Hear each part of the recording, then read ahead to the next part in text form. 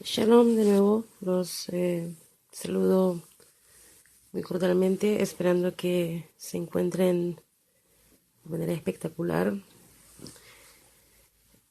Besrat Hashem, hoy voy a tocar el tema de la profecía y cuál es su importancia y quién califica para ser un profeta.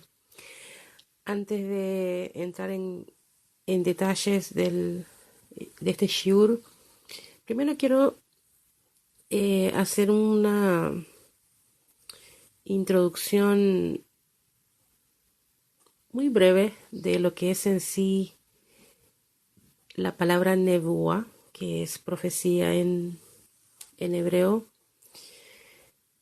Antes de abrir un libro de cualquier tipo, como lectores generalmente tenemos ciertas expectativas basadas en el tipo de libro que hemos elegido. Por ejemplo, si vamos a leer un libro de historia, esperamos encontrar información histórica, mientras que si optamos por un libro de ciencia, esperamos encontrar hechos científicos, y ciertamente alguien que toma una novela espera encontrar drama, etc. Pero, ¿qué deberíamos esperar cuando abrimos un Humash? ¿Es un libro de historia de los judíos? ¿Es un libro de Halajá, o sea, las leyes que gobiernan nuestra vida? ¿Es el libro de filosofía el que discute la relación entre el hombre y Dios? Como el Humash es un libro de Nebuá, o sea, de profecía, sería lógico que el lector suponga que cada libro llevará un mensaje profético. Por lo tanto, para tener una mejor idea de qué esperar cuando leemos el Humash, primero debemos analizar qué significa la palabra Nebuá. La traducción popular de Nebuá, profecía, a menudo es engañosa, ya que generalmente se entiende como la capacidad de ver o predecir el futuro. Sin embargo, el Taná, predecir el futuro rara vez es la misión principal del profeta. En hebreo la palabra Niv, o sea, Nun, Yud, Vav, significa un refrán o técnicamente hablando el movimiento de los labios. Por ejemplo, en el capítulo 57 de Yeshayahu, Hashem es descrito como un Borei Niv Sebatayim. Él creó o realiza actos de creación con el movimiento de sus labios. Pueden referirse a Yeshayahu 57:19 y su contexto ver Malachi 1:12. Por lo tanto, técnicamente hablando, la palabra nebuá se relaciona con el habla y por ello tiene más sentido entender a un naví como un portavoz de Hashem. En este sentido, cuando un naví habla a la gente, él está entregando el mensaje de Dios. Ciertamente, puede haber ocasiones en que su mensaje pueda incluir una predicción de ciertos eventos. Sin embargo, su trabajo principal es entregar el mensaje de Dios al hombre. Del mismo modo, un naví Baal es un portavoz del dios Baal, mientras que un naví Sheker es aquel que dice estar hablando en el nombre de Hashem, pero es, en cambio, lo que está inventando a sí mismo. En otras palabras, la Biblia usa la palabra naví en referencia a cualquiera que hable en nombre de cualquier dios. Vamos a ver aquí algo muy interesante de lo que sucede con Aarón en calidad de, vamos a decir, naví de Moshe. Para aclarar y probar este punto, vamos a traer el ejemplo de un uso muy interesante de la palabra naví que se encuentra al principio del capítulo 7 en Sefer Shemot. Recuerden que la historia de la zarza ardiente y cómo Hashem le había ordenado a Moshe que le diera su mensaje al faraón. Después de fracasar en su primera misión, en el capítulo 5, Hashem le ordena enfrentarse al faraón una vez más. Y Dios le dijo a Moshe: yo soy Dios, ve a hablar al faraón, rey de Egipto, todo lo que te hablo. Shemot 6:29. En otras palabras, Dios le está encargando a Moshe el trabajo de comenzar su portavoz. Luego observe cómo Moshe explica por qué cree que no es apto para ese trabajo. Pero Moshe apeló diciendo: Enani aral sefataim, he aquí, soy de los labios incircuncisos, es decir, habla impedida. ¿Y cómo escuchará o me comprenderá Faraón? Ver Shemot 6, 29-30. Para resolver el problema de Moshe, Dios le proporciona a Moshe una solución, donde Aarón se convertirá en el portavoz de Moshe. Observe cómo la Torá usa la palabra Naví en esta descripción. Y Dios respondió a Moshe: Mira, te he nombrado Elohim para Faraón, pero Aarón, tu hermano, será tu Naví, es decir, Aarón se convertirá en el Naví de Moshe. Dirás a Aarón todo lo que te mando y Aarón, tu hermano, le hablará al Faraón. Debido a la queja legítima, de hecho, de Moshe, Dios ofrece una solución muy lógica. Moshe seguirá siendo el portavoz de Dios, pero ahora, debido a su problema de habla, el propio Moshe necesita un portavoz. Con ese propósito, Dios designa a Aarón para que se convierta en el adivino de Moshe, es decir, él hablará con el faraón, en nombre de Moshe. En el caso habitual de Nebuá, Hashem tiene un mensaje que debe ser entregado a la gente y por lo tanto necesita un consejo como su portavoz para transmitir ese mensaje. Ahora, el propio Moshe necesita un portavoz para entregar sus palabras al faraón, por lo tanto será como Elohim y Aarón será su inspiración. En resumen, la palabra Nebuá implica un mensaje de Dios al hombre, y el Naví se convierte en la persona que entrega ese mensaje. Por lo tanto, un Sefer de Nebuá debe ser un libro que entregue un mensaje de Hashem al hombre, entregado por su portavoz, el Naví. De esta manera, cuando estudiamos un libro de Nebuá, debemos esperar que contenga un mensaje de Hashem al hombre. Sin embargo, cuando leemos el Humash, ese mensaje a menudo no es muy explícito.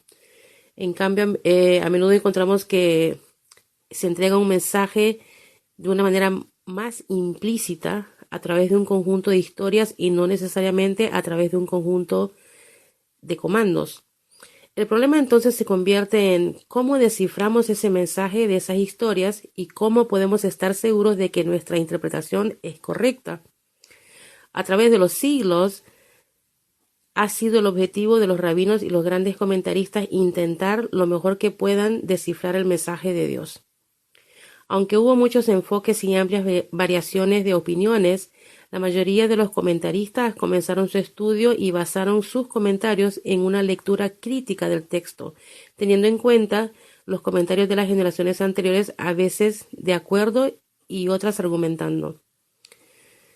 Nuestro argumento es que para apreciar mejor las obras de esos comentaristas y para poder hacer lo mejor que podemos con nuestra capacidad para comprender el mensaje de Dios, también debemos emprender primero una lectura crítica del Humash.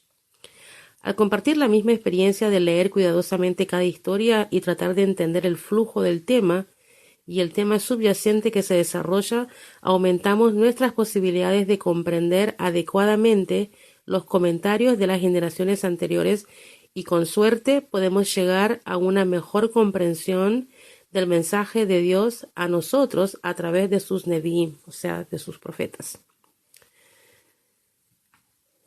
Después de esa breve introducción, voy a entrar ahora en sí a lo que es este shiur. Cuando un judío moderno abre la Torá o el Tanaj, de inmediato se encuentra ante un mundo completamente diferente a aquel a cual está acostumbrado normalmente. El fenómeno de Dios hablándole al hombre, la profecía, es para nosotros en la actualidad un concepto extraño. Sin embargo, la creencia de que Dios le comunicó su voluntad a la humanidad es una de las piedras fundamentales del judaísmo. En este shiur vamos a explorar el concepto, la historia y la naturaleza de la profecía. Vamos a ver, entre otras cosas, que el objetivo primordial de la profecía es lograr una marcada cercanía con Hashem y que el objetivo secundario es la comunicación de mensajes al pueblo judío. En la segunda parte vamos a analizar ejemplos de profecías y veremos por qué hoy en día no hay profecía. Como forma de motivarlos, vamos a tratar de contestar las siguientes preguntas. ¿Qué es la profecía? ¿Qué es lo que siente el profeta? ¿Hay diferentes niveles de profecía? ¿Cuál es el objetivo de la profecía? ¿Quién califica para ser un profeta? ¿Cuáles son los prerequisitos para ser un profeta? ¿De qué manera se establece la credibilidad de un profeta? O de una profecía, perdón. La importancia de la profecía. El Rambam, Maimónides, cuenta a la profecía como uno de los 13 principios de la fe judía. Esta es una base indispensable del judaísmo. El comentario a la Mishnah, Sanedrín 10.1, la profecía es un acoplamiento del intelecto humano con la mente de Dios. El sexto principio de la creencia judía es la profecía. Esto significa que una persona debe saber que hay individuos con cualidades muy elevadas y gran perfección, cuyas almas se preparan hasta que sus mentes reciben un intelecto perfecto. Luego de esto, en consecuencia, su intelecto humano puede unirse al intelecto activo, es decir, a la mente de Dios, por así decirlo, y recibir de este estado elevado. Estos son los profetas y esta es su profecía. La profecía es crucial en la estructura del judaísmo. No es posible que haya algo así como un mandamiento de Dios si Él no tiene la manera de comunicarse directamente con nosotros. Sin embargo, la necesidad lógica de la profecía dentro del judaísmo no hace que sea más creíble para alguien que nunca la ha experimentado. ¿Acaso la falta de profecía en la actualidad significa que ésta nunca ha existido? O más bien indica que la naturaleza del mundo y nuestra relación con su creador han cambiado. Jeremy Kagan en El ser judío, página 25-26, dice que uniendo la brecha con el mundo de la profecía. La Torá es la suprema visión profética y sin embargo nos resulta completamente ajena. No solo nos desconciertan la mayoría de sus mandamientos y prohibiciones, sino que además ni siquiera somos capaces de reconocer el mundo que ella describe. Está repleta de descripciones de milagros y de la aparición de Hashem en el mundo, pero nosotros nunca hemos visto al mar partirse ni que descienda de los cielos un llameante representante de Dios. La Torá hace hincapié en la necesidad de que nos alejemos de la idolatría, pero nosotros nos sentimos un incontrolable deseo de prosternarnos al pasar al lado de una roca o de un árbol. En este sentido, el culto o la adoración o algo es absolutamente incomprensible. Sin embargo, los descubrimientos arqueológicos dejan claro que las sociedades antiguas eran sociedades que se dedicaban a los ritos de adoración. La profecía es un complemento del milagro y del culto. Todo involucra una conciencia de la existencia de una relación directa con el Creador. A nosotros nos falta esta conciencia. Las características del culto en el mundo antiguo y la existencia de la profecía en el pasado nos indican que la naturaleza de la conciencia tiene una historia. Claramente hubo un tiempo en el cual teníamos una conciencia sobre nosotros mismos y sobre el mundo de una manera muy diferente a lo que experimentamos en la actualidad. Parece extraña la idea de que de alguna manera en el pasado las personas hayan sido más evolucionadas de lo que somos actualmente. Después de todo, sin ninguna duda, tecnológicamente nos encontramos mucho más desarrollados que nuestros antepasados. ¿Acaso eso no indica que somos más inteligentes? Por cierto que nuestro control sobre el mundo físico fue avanzado con el transcurrir del tiempo. pero nuestra conciencia sobre el mundo espiritual fue declinando de manera proporcional con el progreso tecnológico. El Talmud Babli, es el Talmud de Babilonia, Shabbat 112b, el descenso de los niveles espirituales con el correr del tiempo. Rab Zeira dijo en nombre de Rab Barzimuna: si las generaciones pasadas eran como ángeles, entonces nosotros somos como personas. Si ellos eran como personas, nosotros somos como asnos. Rabenu Bajía Pakudá Jobot Halebobot, los deberes del corazón, Sha'ar Prishut, capítulo 7, la relación inversa entre tecnología y espiritualidad. Mientras más se desarrolla el mundo, más se destruye el intelecto. Nuestro análisis de la profecía debe ir acompañado de humildad. Las personas en el mundo antiguo pueden no haber estado tan desarrolladas desde el punto de vista tecnológico, tal como nosotros en la actualidad, pero ellos poseían una sensibilidad hacia el mundo espiritual que hoy en día no poseemos. ¿Qué es la profecía?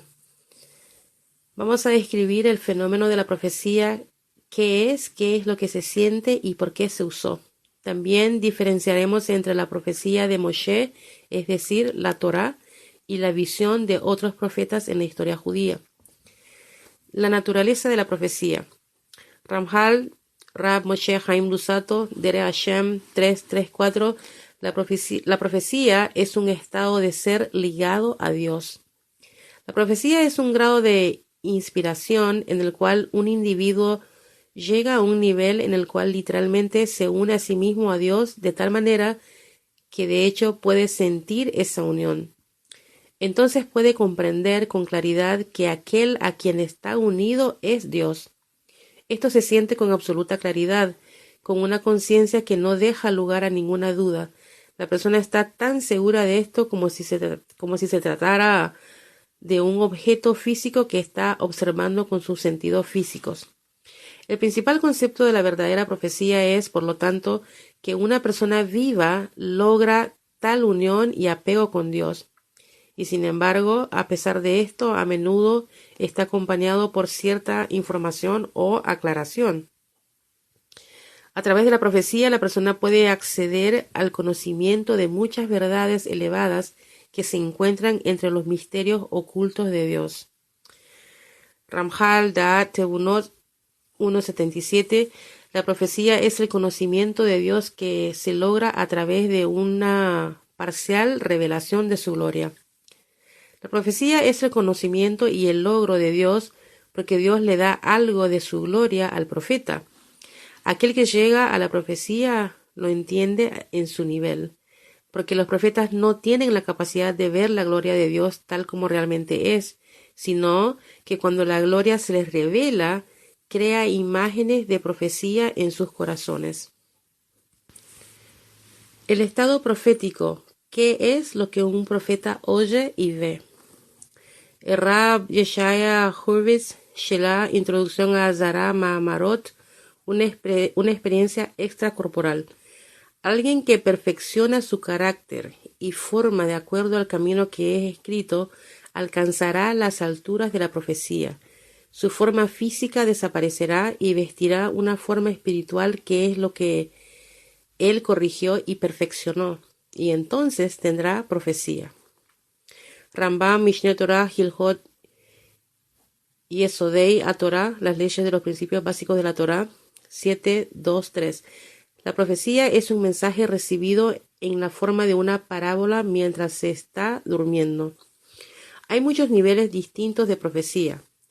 Tal como respecto a la sabiduría, algunos sabios son más grandes que otros, también respecto a la profecía, algunos profetas son más grandes que otros. Todos ellos solo tienen una visión profética en un sueño, una visión de la noche o si el sueño les viene durante el día. Tal como está escrito, yo me haré conocer a él en una visión y le hablaré en un sueño. Bamidbar 12.6. Las cosas que se le dan a conocer a un profeta en una visión profética se le presentan a través de parábolas e inmediatamente la explicación de la visión profética se graba en su corazón y así él sabrá qué es lo que eso significa. Midrash Agadol Bereshit 22:3, una profecía no deja lugar a ambigüedades, el ejemplo de la Akedah. Abraham se levantó temprano en la mañana.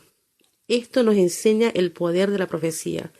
A pesar de que la profecía tiene lugar durante la noche en un sueño o durante el día, después que la persona se haya quedado dormida, todo lo que el profeta ve es absolutamente claro y él no tiene dudas ni incertidumbre al respecto.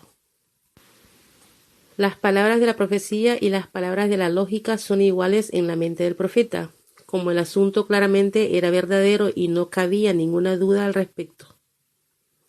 Abraham se levantó para ir a sacrificar a su único hijo sin formular ninguna pregunta. Él no se preguntó si su profecía era verdadera o simplemente había sido un sueño falso. El objetivo de la profecía. Tal como lo ilustra la primera fuente que ofrecemos a continuación, la profecía fue algo muy generalizado a través de la historia judía. Además de los libros de los profetas en el Tanaj, hubo cientos de miles de personas que llegaron al nivel de un profeta.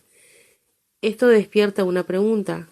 ¿Cuál era el propósito de la profecía si no era simplemente transmitir un mensaje a la humanidad? El objetivo primordial de la profecía era lograr una elevada cercanía con Dios. El objetivo secundario era transmitir mensajes al pueblo judío. Talmud Bavli, Megilá 14a. Hubo muchos profetas, pero en el Tanaj se incluyeron solo aquellos que tenían un mensaje para las generaciones futuras. Hubo muchos profetas, tal como se nos ha enseñado. Hubo numerosas profetas en el pueblo judío, el doble de la cantidad de personas que salieron de Egipto, es decir, 1,2 millones. Aquellas profecías que eran relevantes para las generaciones futuras fueron registradas en las escrituras. Las que no lo eran no fueron registradas. Rashi 14a. Los profetas guiaban al pueblo para hacer teshuvá y le enseñaban las leyes judías. Los profetas eran necesarios para las generaciones futuras para guiarlas a mejorar,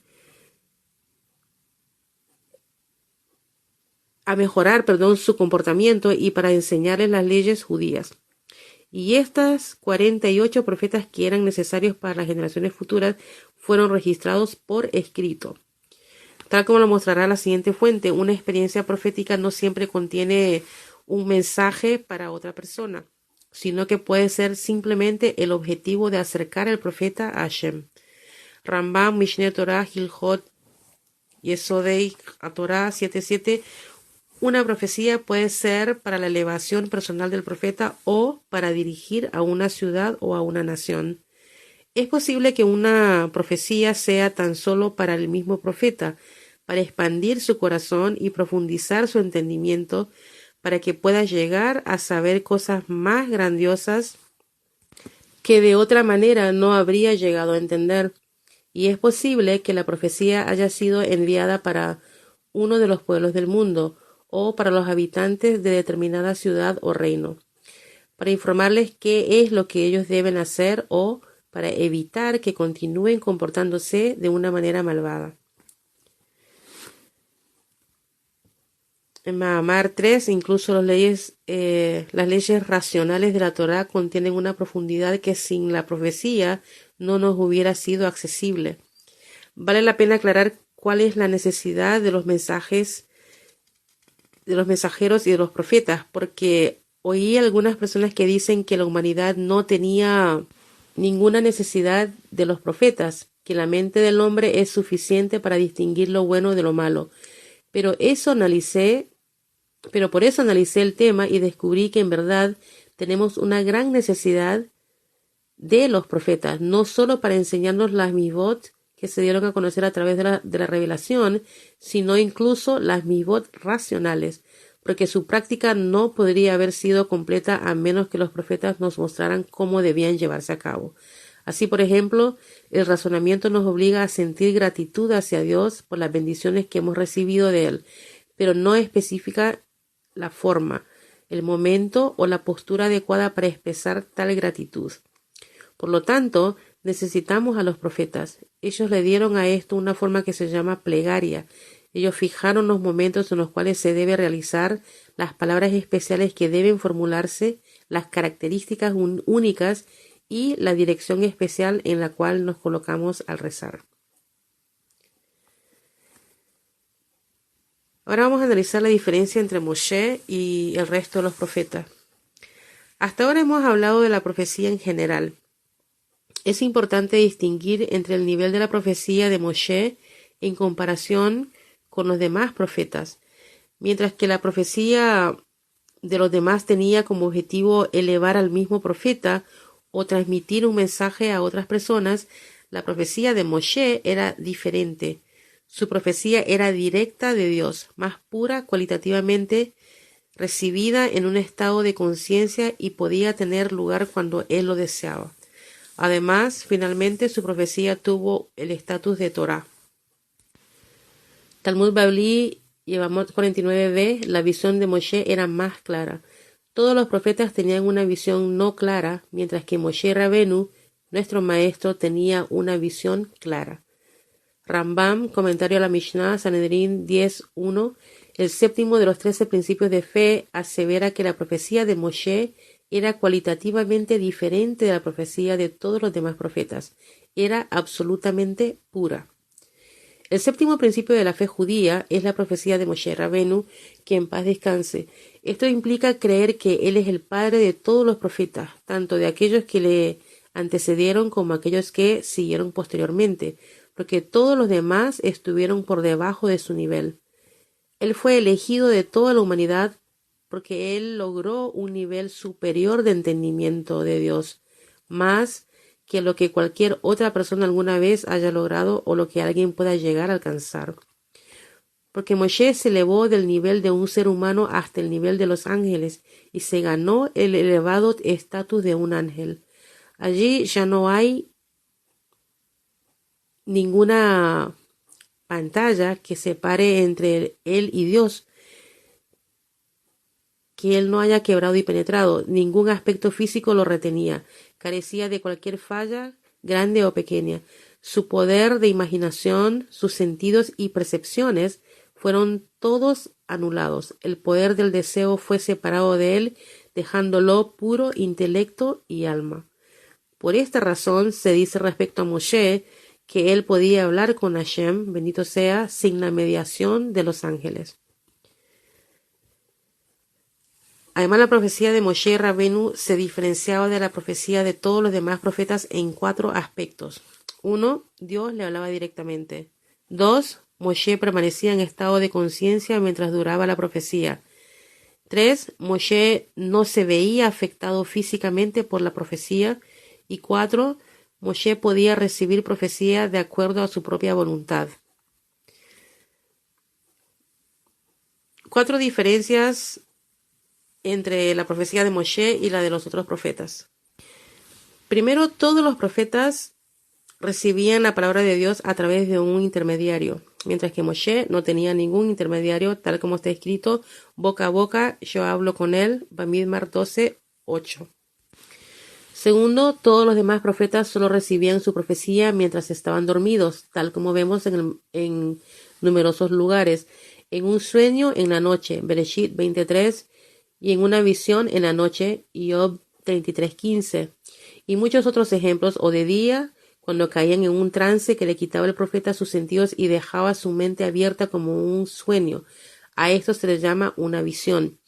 Moshe recibía su profecía de día al pararse delante de los querubim, o sea, de los tal como está testimoniado por Dios, bendito sea, donde le dice, me revelaré a ti y te comunicaré lo que te mandaré. Shemot 25:22. Tercero, cuando un profeta recibe una profecía, a pesar de que esta es solo una visión y que llega a través de un ángel, de todas maneras el profeta se siente debilitado y su cuerpo se estremece. Siente un terrible miedo porque piensa que su espíritu abandonará su cuerpo. Pero con Moshe no era así. Por el contrario, la palabra llegaba a él y no experimentaba ningún temblor ni temor, tal como está escrito. Y Dios habló con Moshe cara a cara, tal como una persona habla con su amigo. Shemot 33:11. Esto se debía a su apego total a Dios. Cuarto, todos los demás profetas no podían recibir la profecía cuando ellos lo deseaban, sino tan solo cuando Dios, bendito sea, así lo quería. El profeta podía esperar días o años y la profecía podía no llegarle. Sin embargo, Moshe podía profetizar en cualquier momento que él lo deseara. Como está escrito, esperen y yo voy a oír lo que Dios les ha ordenado. Bamidbar 9:8. Y también está escrito, habla con tu hermano Aarón, él no debe entrar en todo momento al lugar sagrado. Sobre esto dijeron nuestros sabios de bendita memoria que Aarón no podía entrar, pero esto no se aplica a Moshe. El Rab Jacob Weinberg, Fundamentals and Faith, páginas 81 al 2, solamente la profecía de Moshe constituye la Torá. La profecía de Moshe Rabbeinu, que fue válida a través de un momento único en la historia, la revelación ante todo el pueblo de Israel, esta profecía es la Torá. La Torá representa las verdades absolutas del Todopoderoso comunicado directamente con el hombre. En contraste, la profecía de todos los demás profetas no es Torá. Además, sus profecías solo son válidas a través de criterios establecidos por la Torá. En ciertos casos, la profecía fue otorgada para entregar un mensaje a una comunidad o a un pueblo. Estos mensajes sirvieron como fuente de análisis y de inspiración respecto a las enseñanzas de la Torá. Sin embargo, estas comunicaciones nunca innovaron ningún mandamiento de la Torá. Ahora, ¿quién puede ser un profeta? Vamos a trazar un perfil de los prerequisitos necesarios para que alguien pueda ser un profeta y el proceso de desarrollo personal que alguien debe atravesar para llegar al grado de la profecía. También vamos a analizar cómo corroborar si un profeta en verdad es genuino o se trata de un engaño. Desde la época del del Mishkan, la profecía estuvo restringida a los judíos con excepción de Bilam, cuya profecía en última instancia fue para el beneficio del pueblo judío. Bamidbar capítulo 22-24.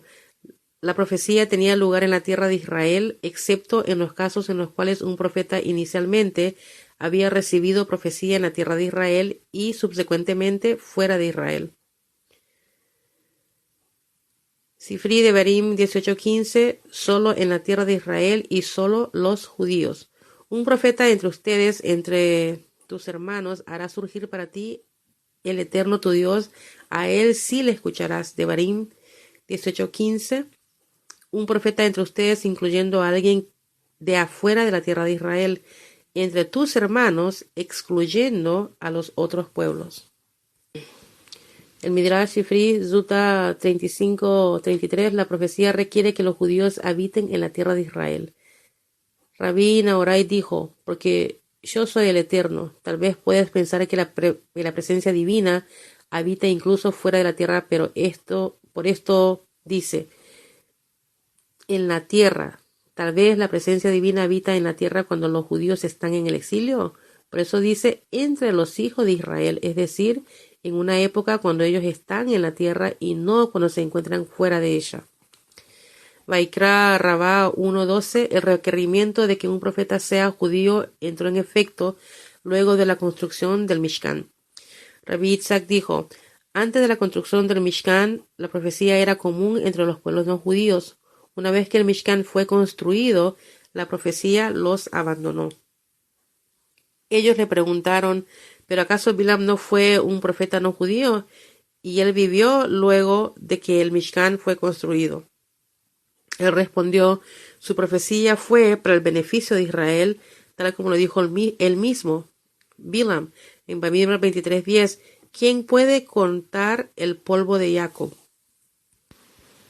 En Shemot 33:16, Talmud Babli, Berajot 7a, la restricción de la profecía a los judíos se debió a las plegarias de Moshe.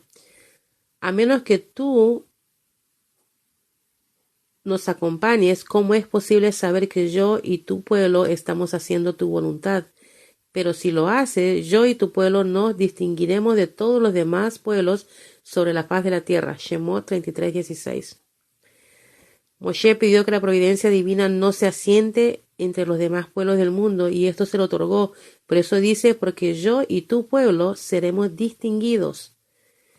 El Hatam Sofer explica que Moshe buscó este acuerdo específicamente luego del pecado del becerro de oro. Moshe temía que sin su súplica un no judío podía reproducir los logros espirituales de Abraham y fundar un nuevo pueblo elegido. Sin embargo, desde ese momento, cualquier no judío que deseara llegar al grado de profecía debía convertirse primero al judaísmo. Refinamiento de la personalidad. Solamente alguien que ha desarrollado excepcionales cualidades de carácter califica para recibir profecía. Rambam, Mishneh Torah, Hilhot, Yesodei Torah 7.1. Desarrollar la sabiduría, el autocontrol y el conocimiento. La profecía solo llega a alguien que es muy sabio, alguien que tiene control sobre sus rasgos de carácter y quien no es controlado por su inclinación al mal, sino que él intencionalmente la domina en todo momento, y alguien que tiene muchos conocimientos. Talmud Yerushalayim y Talmud de Jerusalén, Sukkah 22b. Para recibir profecía, la persona debe encontrarse en un estado de alegría. Rabbi Yoshua ben Levi dijo, porque el templo en Jerusalén es llamado la casa de la extracción, el Beit Hashoevah, porque de allí se extrae la inspiración divina. Rabbi Yona dijo, el profeta Yona ben Amitai, Jonás, fue a Jerusalén para la festividad y fue a la alegre celebración de la ceremonia de la extracción de agua en Sukkot, y la inspiración divina se posó sobre él. Esto nos enseña que la inspiración divina solo puede encontrarse en alguien cuyo corazón está feliz.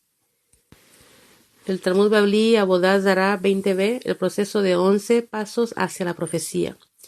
Rabbi Pinhas ben Iyar dijo, la Torah lleva a la prudencia lleva al entusiasmo, el entusiasmo lleva a la limpieza lleva a la separación lleva a la pureza lleva a la rectitud lleva a la modestia lleva al temor del pecado, el temor del pecado lleva a la santidad lleva a la inspiración divina, profecía, y la inspiración divina lleva a la resurrección de los muertos. El desarrollo del carácter no es algo que solo es adecuado para aquellos individuos que se esfuerzan por llegar al grado de la profecía.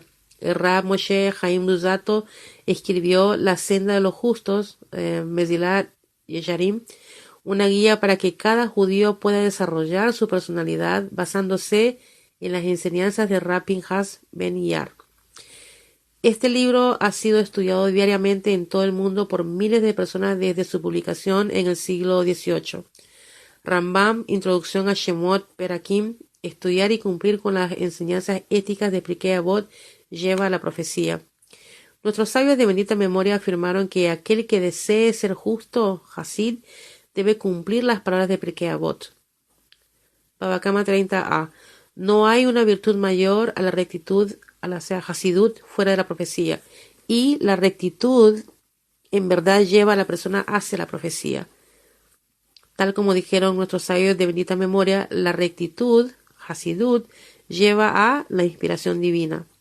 Por lo tanto, cumplir con los dictámenes de Pirkei Avot lleva a la profecía.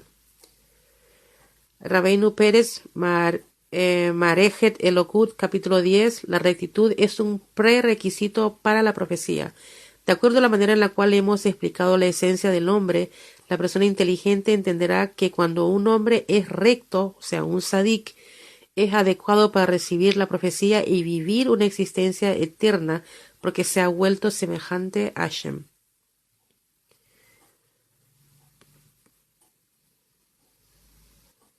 Jeremy Kagan, en El ser judío, página 46-50, el refinamiento de la personalidad lleva a la profecía porque permite que la persona se asemeje a su creador. ¿Por qué se identifica, de acuerdo al Rambam, el desarrollo de las cualidades del carácter tal como las presenta Pirkei Avot como la manera de convertirse en un profeta? ¿Cuál es la naturaleza de nuestra conexión directa con el Creador para que la personalidad de la persona deba mediar en el proceso? La personalidad humana o sus cualidades de carácter pueden mediar en esta conexión porque está estructurado alrededor del mismo acto de la creación, que conecta lo espiritual con la realidad física. Tal como un acto de creación completo solo se inicia por un deseo de entrega desinteresada, así también la base del refinamiento de las cualidades personales es un deseo de dar y de relacionarse con los demás. Cuando refinamos nuestra personalidad, nos sintonizamos con una conexión espiritual análoga con la creación. Debido a esto, los sabios nos dicen que debemos, dentro de los límites de nuestra propia situación, imitar al Creador.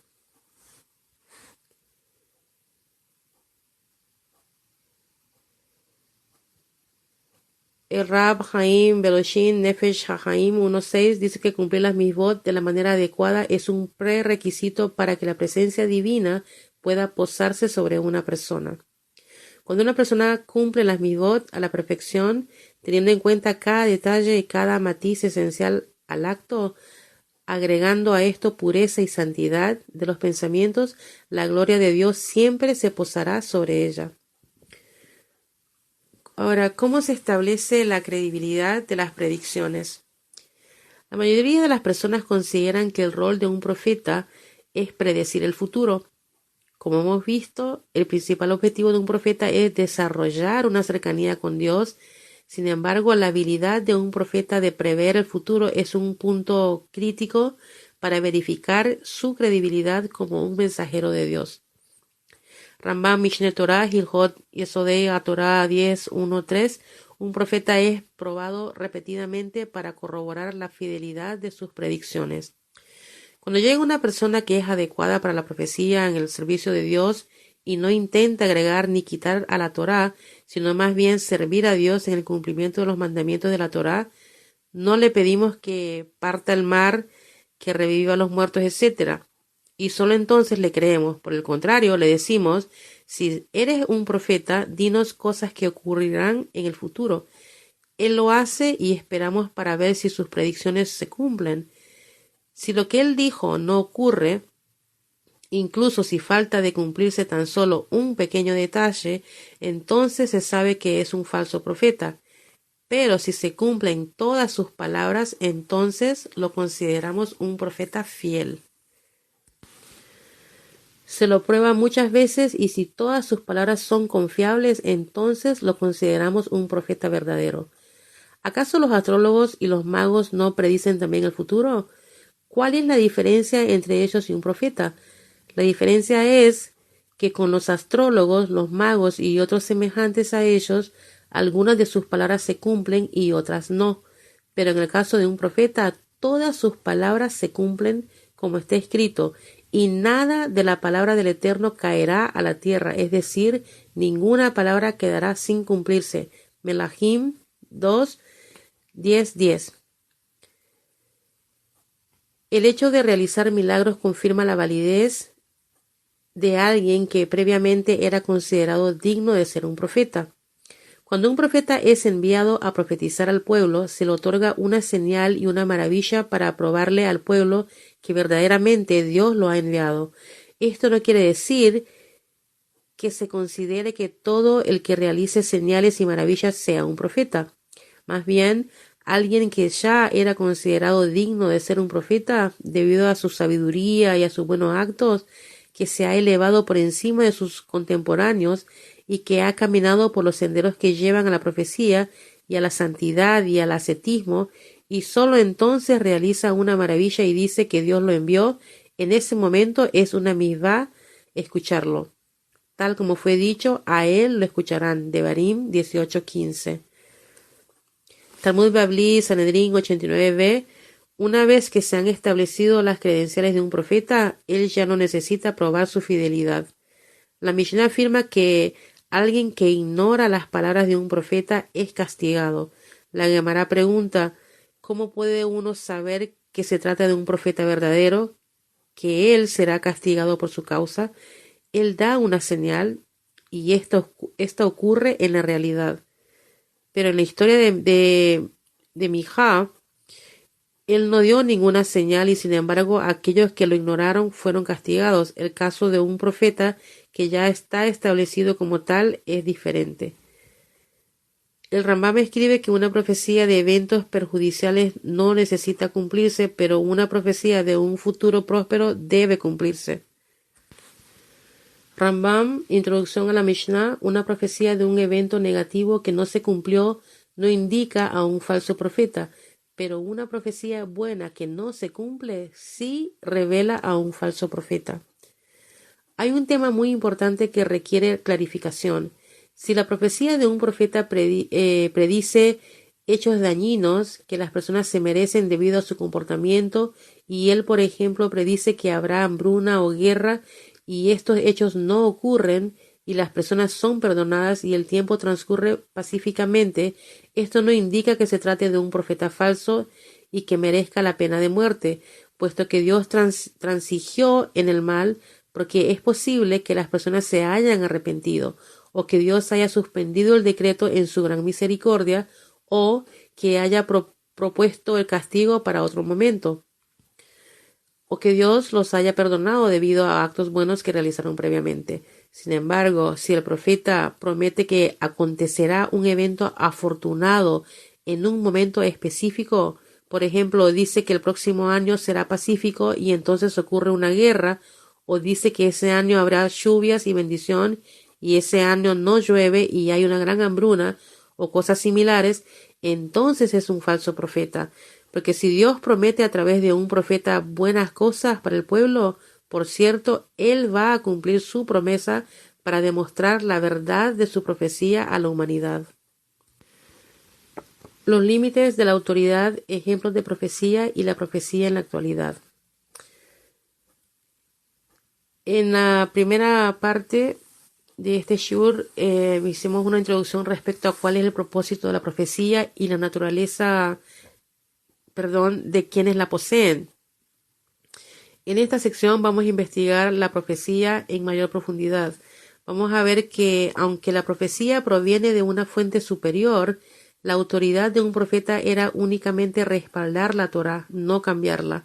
En segundo lugar, vamos a demostrar algunos ejemplos de profecía de Tanaj, y finalmente también vamos a explorar la historia y el futuro de la profecía, explicando las razones por las cuales actualmente no hay profecía y cuándo podemos esperar su resurgimiento. Los límites de la autoridad de un profeta. El hecho de que un profeta transmitía la voluntad de Dios puede llegar a representar un desafío respecto al alcance y al poder que tiene para conducir al pueblo judío. ¿Acaso un profeta puede agregar o quitar de las leyes de la Torá? ¿Qué pasa si lo hace solo de manera temporaria? Vamos a investigar el alcance y las limitaciones de la autoridad del profeta. Agregar o quitar de la Torá. Devarim 13, 1 al 5 dice que el profeta no puede ir en contra de Dios. Es suficiente que observes cuidadosamente todo lo que yo te mando hacer, sin agregar ni quitar nada.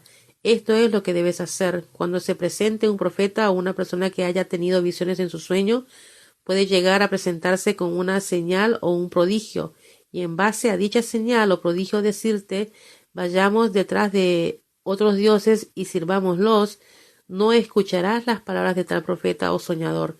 Será una prueba del Eterno tu Dios para ver si realmente lo amas con toda tu alma y con todo tu corazón. Seguirás al Eterno tu Dios, le temerás, observarás sus mandamientos, lo obedecerás y servirás, y entonces podrás apegarte a él. Talmud Babli, Megilá 14a, los profetas no pueden agregar ni quitar nada de la Torá. Los sabios enseñaron que el pueblo judío ha tenido 48 profetas y 7 profetisas, y estos no quitaron ni agregaron nada de lo que está escrito en la Torá, salvo la lectura de la Megilá. Todos los decretos de los profetas tienen cierta base en la Torá. Sus leyes fueron instituidas para reforzar o salvaguardar las leyes existentes. Por ejemplo, el profeta Yeshayahu agregó las leyes específicas para realizar el ambiente especial del Shabbat a través de nuestra conversación, movimientos y actividades. Esto lo podemos ver en Yeshayahu 58, 13 al 14. Incluso la Megilá Esther fue agregada solo después de que los sabios encontraron en la Torá un fundamento para hacerlo. Rab Haim Volodzin Nefesh Haim 1:22 dice que la misma de leer la Megilá de Esther solo fue agregada después de encontrarse una fuente adicional en la Torá que enseñaba la destrucción de Amalek. Esther fue una de las 7 profetisas, y no obstante, ella pidió permiso a los sabios para incluir la lectura de la Megilá Esther como una misvá para las generaciones futuras. Lo mismo con respecto a la institución del día de Purim. Los sabios respondieron en Mishlei 22:20, ¿no se los escribí en el Taná 3 veces? Es decir, las fuentes en las escrituras que indican la destrucción de Amalek, pero no 4 fuentes, hasta que hallaron una 4ª fuente enseñando respecto a la destrucción de Amalek, la cual ellos utilizaron como fuente para instituir estas nuevas misbot rabínicas, según está escrito en el Talmud Megilá 7a. Suspensión temporaria de las leyes de la Torá. Rambam, Mishneh Torah, Hilhot y Sodei Torah, capítulo 9:3. La excepción a la regla: un profeta reconocido puede suspender las misbot de manera temporaria. Similarmente, en caso de que un profeta reconocido como verdadero nos ordene transgredir uno o muchos de los mandamientos de la Torá, ya sea de los más estrictos o de los menos, pero solo como una práctica temporaria, entonces debemos escucharlo. Así aprendimos de nuestros antiguos sabios que debemos escuchar a un profeta, cualquiera sea el mandamiento que él nos diga transgredir, tal como ocurrió con Eliahu en el Monte Carmel, excepto que nos diga transgredir la prohibición de practicar idolatría. Esto es así siempre y cuando que nos ordene transgredir solo de manera temporaria, tal como lo hizo Eliahu cuando ofrendó sacrificios fuera de Jerusalén, la ciudad elegida para este objetivo. Eliahu Anabí ofrendó sacrificios fuera del templo de acuerdo a las instrucciones que le fueron dadas por Dios a fin de desacreditar a los falsos profetas de Baal. Talmid Babli, Sanedrín 90a, ningún profeta puede ordenar la idolatría. Rabí Abahu dijo en nombre de Rabí Yohanan al respecto: si un profeta te ordena transgredir los mandamientos de la Torá, has de obedecerlo con excepción de la idolatría. En tal caso, aunque él haga que el sol se detenga en medio del cielo, no lo escuches. Algunos ejemplos de profecía. Como mencionamos anteriormente, las profecías registradas en la Biblia para la posteridad poseen un mensaje eterno. A continuación citamos algunas profecías que se han hecho realidad en el curso de la historia judía. La eternidad del pueblo judío. Profecías relativas a que el pueblo judío siempre existirá. Vaikra 26, 44, 45. Dios no rechazará a su pueblo ni siquiera en el exilio. Aun cuando estén en tierra enemiga, no los rechazaré ni los despreciaré. No sea que rompa mi pacto con ellos destruyéndolos, porque yo soy su Dios. Los recordaré por el pacto que hice con su Dios, con sus antepasados, a quienes saqué de la tierra de Egipto ante la mirada de las naciones para que yo pudiera ser su Dios. Yo soy el Eterno. En Miahu 31, 34, 35, el pueblo judío es eterno. Así dijo el Eterno: ¿quién estableció que el sol alumbrara el día, las leyes de la luna y las estrellas para alumbrar a la noche? ¿Quién agita el mar para que rujan sus olas? ¿Quién es llamado el amo de los ejércitos? Si estas leyes naturales se apartaren de ante mí, dice el Eterno, solo entonces cesará la simiente de Israel de ser un pueblo ante mí por siempre. Pocos en número. Devarim 28:62.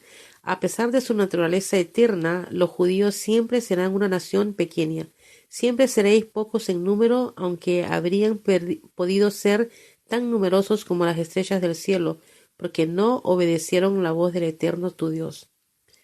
Como enseñó el Rambam, una profecía destructiva solo se cumplirá si el comportamiento del pueblo judío lo justifica.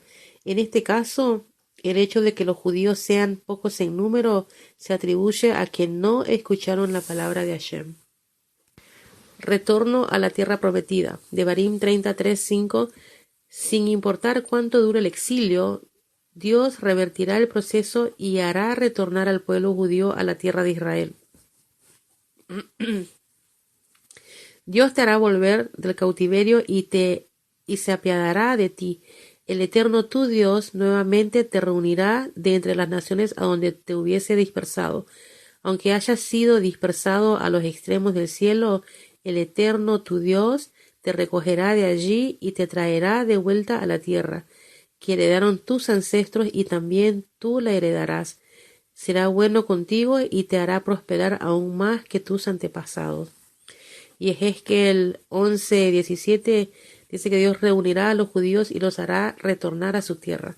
Así dice el Eterno tu Dios: te reuniré de entre las naciones y te juntaré de las tierras por donde fuiste dispersado, y te daré la tierra de Israel. El muro occidental. Dice el Midrash que el muro occidental siempre estará en pie. Midrash Shir Hashirim, Rabá 2:26, el muro occidental siempre existirá. He aquí, el Dios está detrás de nuestro muro. Shir Hashirim 2:9. Detrás del muro occidental del templo, ¿qué tiene de especial el muro occidental? Que Dios juró que jamás será destruido. Pero ¿por qué hoy día no hay profecía? Vamos a analizar las razones por las cuales terminó la profecía y cómo fue sustituida por la sabiduría que se obtiene del estudio de la Torá. ¿Cuándo y cómo finalizó la profecía? Antes y durante la época del primer templo, la gente experimentó un fuerte impulso por la trascendencia, como tanto para la idolatría como para la profecía. Cuando la idolatría llegó a un punto desenfrenado, llevando a la destrucción del primer templo y el exilio de los judíos de Israel, los sabios de la época trataron de eliminar dicha tendencia. Esto significa que cesó la práctica de la idolatría.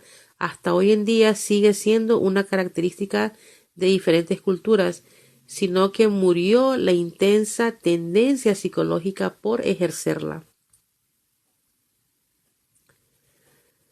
Talmud Babli, Sanedrín 102b, no podemos subestimar la influencia de la tendencia a practicar la idolatría. Entonces el Rab Ashi le preguntó al rey Menashe: ¿por qué, siendo tan sabio, practicabas la idolatría? Él le respondió: si hubieses estado allí, habrías recogido el ruedo de tu ropa para correr más rápido detrás de mí. Talmud Babli, Yoma 69b, la muerte del instinto hacia la práctica de la idolatría. Y ellos gritaron muy fuerte al Eterno su Dios. ¿Qué fue lo que gritaron? Pobres nosotros, ahí está el deseo de practicar idolatría. Quien destruyó el santuario, quemó el templo, mató a los rectos, condujo a todo Israel al exilio y aún sigue bailando alrededor nuestro. Seguramente nos lo diste para que fuésemos recompensados por él venciendo el deseo. No lo queremos a él ni la recompensa que oculta. Luego cayó del cielo una tabla sobre la cual estaba grabada la palabra verdad. Ordenaron un ayuno de 3 días con sus noches y de esta manera se rindió ante ellos. Salió del santo santuario como un fierro cachorro de león. Después el profeta le dijo a Israel: este es el malvado deseo de practicar la idolatría. El Gaón de Vilna, comentario sobre el Seder Olam Rabbah, capítulo 30, dice que el cese de la profecía correspondió con la terminación del instinto natural hacia la práctica de la idolatría. La profecía cesó cuando mataron al instinto del mal para la idolatría. La gente poseía un instinto natural hacia la idolatría. Al eliminarse dicho impulso, también cesó la profecía. ¿Cuál es la relación entre la idolatría y la profecía? Rabbi Akiva Tatz, La máscara del mundo, página 134-135, dice que en la psique humana la idolatría y la profecía provienen de la misma fuente. El Talmud relata que el instinto humano hacia la idolatría fue eliminado por los hombres de la Gran Asamblea. Ellos consideraron que debido al relativo descenso del poder espiritual de las generaciones, la prueba por la tentación hacia la idolatría era mayor que la recompensa obtenida por vencerla. Debido a que constituía una prueba demasiado peligrosa, decidieron trabajar para su erradicación, eliminándola con éxito de la psique humana. A partir de ese momento, la gente dejó de poseer el instinto natural e intrínseco hacia la idolatría. Pero el mismo acto de erradicación del impulso hacia la idolatría también eliminó la profecía. Esa fue la última generación en presenciarla. ¿Qué relación existe entre profecía e idolatría? ¿Por qué deben existir y eliminarse juntas? La respuesta es que ambas ideas se relacionan con la trascendencia. La mente humana y la Neshama ansían trascender los límites de lo infinito y de lo físico, lo cual en esencia es posible. La profecía proviene de un nivel suficientemente elevado de preparación y pureza humana, pero también existe un canal falso para la trascendencia. Este es la idolatría. Y es por eso que viven en el mismo lugar dentro de la mente y la motivación humana, justo en el pináculo de la mente, en el punto donde el consciente puede trascender al subconsciente, se encuentra la facultad activada en la profecía y traicionada en la idolatría. El Rab Eliyahu Dessler, Michtav Me Eliyahu, volumen 3, página 277, dice que la profecía y la idolatría cesaron al mismo tiempo a fin de mantener el equilibrio para la libre elección. Este es un concepto muy profundo. Los hombres de la gran asamblea vieron que era necesario esforzarse con todo su poder espiritual para eliminar de Israel el instinto del mal hacia la idolatría. Encontraron entre las escrituras del Rab Sadok HaKohen que mientras existía el instinto del mal por la idolatría, había un poder de profecía paralelo, teniendo lugar en Israel milagros al descubierto.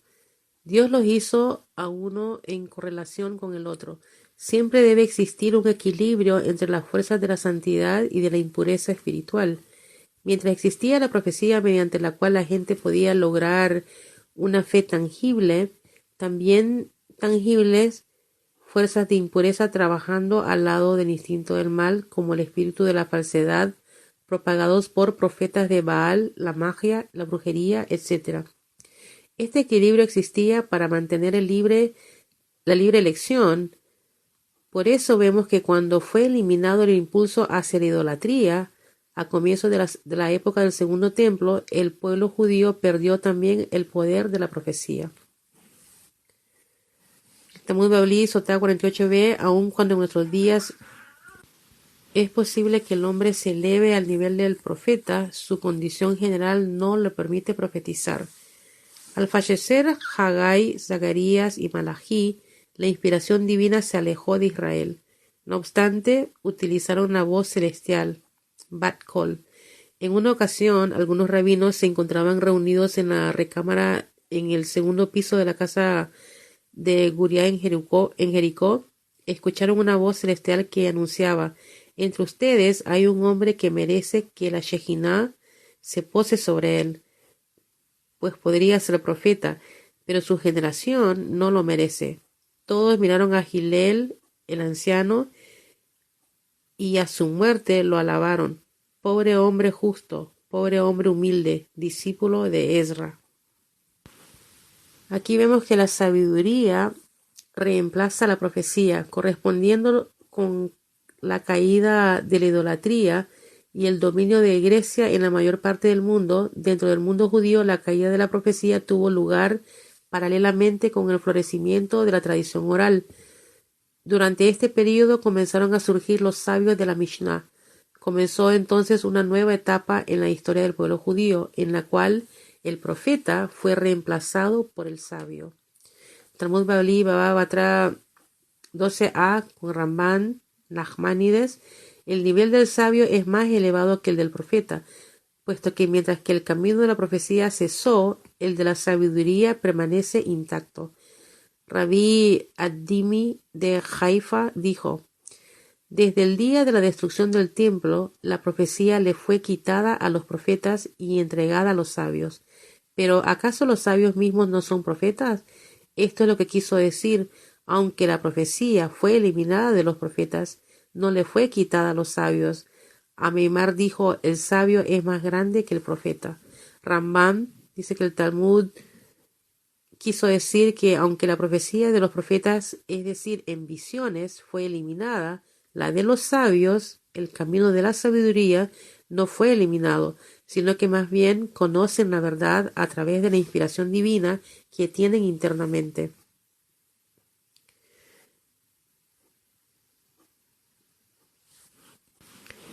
El Rabbi Isaac Hutner, Pajad Isaac 8.6, página 88-89, dice que la sabiduría reemplaza a la profecía porque ofrece un nuevo conocimiento de Dios apropiado para la situación de estar en el exilio. Los libros de la Biblia fueron sellados por los hombres de la Gran Asamblea. En ese momento cesó la profecía, y la cadena de la tradición fue legada a los sabios por los profetas. Entonces pudimos ver que la sabiduría es más importante que la profecía. ¿Por qué? El profeta tiene que registrar la verdad hablada, pero solo la sabiduría es capaz de entender los pensamientos del maestro cuando éste está callado. El resultado fue que la verdad de la sabiduría fue capaz de renovar y restaurar el lenguaje de la alabanza, es decir, las palabras el grande y el imponente, porque de hecho esta es la grandeza de Dios. Ante el mal, Él es capaz de conectarse y guardar silencio. La renovación de la alabanza a Dios marcó el término de la profecía y el comienzo de la época de los sabios. Este periodo de transición trae el brillante reconocimiento de que la manera misteriosa y silenciosa en la cual Dios dirige al mundo no disminuye de manera alguna su grandeza y su imponencia, sino que por el contrario lo realza. Ahora, ¿cómo podemos escuchar la voz de Hashem en la actualidad? La profecía concluyó y fue reemplazada por la sabiduría. ¿Acaso esto significa que ya no podemos comunicarnos directamente con Hashem? Vamos a ver que hoy en día, en lo más profundo de nuestras almas, todavía poseemos la capacidad de escuchar la voz de Hashem. Pirkei Avot 6.2 dice que la voz de Dios transmite un mensaje a todo el mundo. Rabbi Yoshua ben Levi dijo: todos los días sale una voz del monte Sinaí diciendo: pobre de ellos el pueblo por insultar a la Torá. Diariamente se envían mensajes celestiales y nosotros tenemos la capacidad de escucharlos. La Mishnah enseña específicamente que el monte Sinaí es testigo eterno de la entrega de la Torá al pueblo judío. La declaración de Dios en la Mishnah anterior indica que se siente insultado por quienes no toman en serio esta gran herencia. El Baal Shem Tov, Parashat Bejucatai 9, dice que la mente recibe la transmisión desde el monte Sinaí. En relación a esta proclamación de Dios en la fuente anterior, es difícil entender si es útil porque no se escucha. La proclamación se encuentra en el campo del pensamiento y por eso no hay persona malvada que no sienta murmullos de arrepentimiento en sus pensamientos al escuchar la proclama.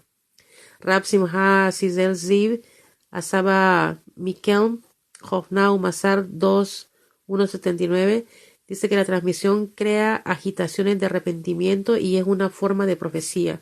Estamos obligados a revelar el secreto.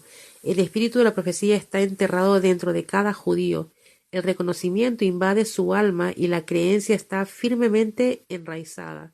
Todos los días una voz celestial, un Bat Kol, emite desde el monte Joreb, monte Sinaí, Avot 6.2, no en el monte Joreb, sino dentro de mi corazón, y el corazón de todo Israel fluye una voz celestial con la creencia del monte Joreb. Por lo tanto, cuando una persona se despierta un poco de su adormecimiento espiritual, la voz se hace audible en su corazón. Esta es una verdadera profecía que se encuentra en el corazón de cada persona, aun cuando sus labios hayan casi olvidado el nombre de Hashem. Cuando se despierta, aunque sea un poco, comienza a sentir la voz de la profecía dada desde las alturas. Para creer en Dios, afirmar sus leyes e invocarlo. Considero que, literalmente, esta es la apertura de los portones de la profecía en esta huérfana generación. Oh Eterno, qué maravillosos son tus caminos. Bamidbar Rabá 15:25. En un futuro el pueblo judío recuperará la profecía. Dios dijo: en este mundo ciertas personas profetizan. En el mundo venidero todos los judíos serán profetas. Como dice el versículo, y sucederá que derramaré mi espíritu sobre toda carne y tus hijos e hijas profetizarán. Y Joel 3:1. Y aquí termino esta clase sobre la profecía, esperando siempre que sea de bendición y siempre incitándolos a crecer espiritualmente, cumpliendo la mivot, cumpliendo lo que está estipulado en la Torah. Solo así vamos a poder llegar a estos niveles espirituales. Hashem los bendiga, que tengan un día maravilloso.